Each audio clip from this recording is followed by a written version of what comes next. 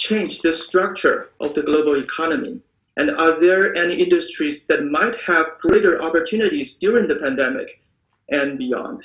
This was not just a cyclical crisis, it was a systemic crisis, or it triggered a systemic crisis, and many things after the crisis in January 21 will be different. For example, digitalization will move much faster. Certain industries will be structurally affected, like travel industry. We will see the impact of reshaping supply chains and so on.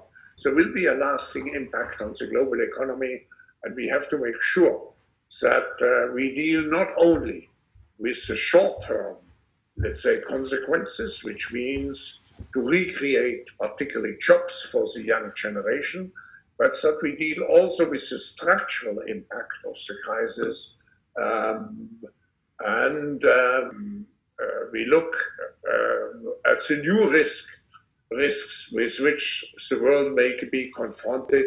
Of course, the high-tech industry, all industries which are engaged in digitalization will be enhanced by what we are seeing now. The Corona crisis will exercise pressures on companies to digitalize more, to robotize more, to use the Internet of Things even more. But it's not only technology, it's also the whole health industry, because we have to put a much higher emphasis on health in the future. Health is a fundamental human right and may have been neglected in some countries. I see a big revolution coming in the health industry with telemedicine and so on, but I see a big revolution also now in the educational field with much more digital learning, which much more lifelong learning. So with all these uncertainties, are you still optimistic about globalization, and how will globalization look beyond the pandemic? This is not a local crisis, it's a global crisis, it's a global virus, everybody is affected.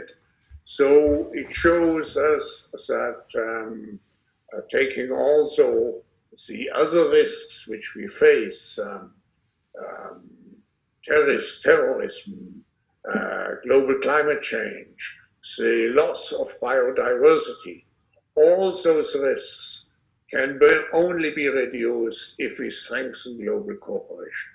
So I feel despite the setbacks which we may see now, in the long run, we will have a need for much more and much more, let's say, focused. I would call it, we have the need for smarter globalization in the future. We need not only a multilateral approach, we need a multi-stakeholder approach. That's what the forum stands for. We need to engage all countries, but we need not just to engage the political dimension, because today's challenges require also the support and the engagement of the business community, and they require particularly also the engagement of the young generation.